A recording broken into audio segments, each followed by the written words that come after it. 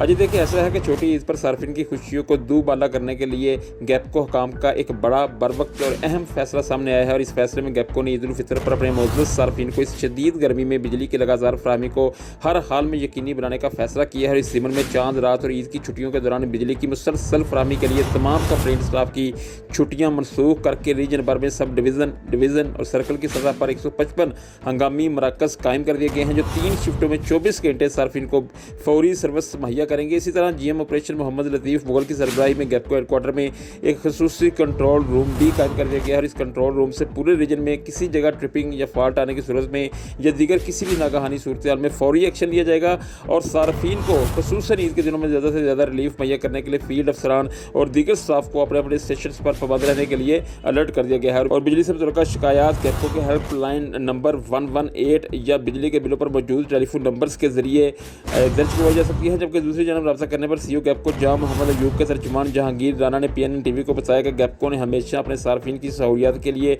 हर मुमकिन फौरी बर वक्त इक़दाम उठाए हैं, जो इनका फ़र्ज़ है। गैपको सार्फिन से भी अपील है कि वो भी अपने इर्द गिर्द बिजली चोरों पर कड़ी नज़र रखें और इनकी इतलाह फौरी तौर पर गैपको की हेल्पलाइन नंबर 118 पर देकर एक जिम्मेदार शहरी होने का सबूत दें।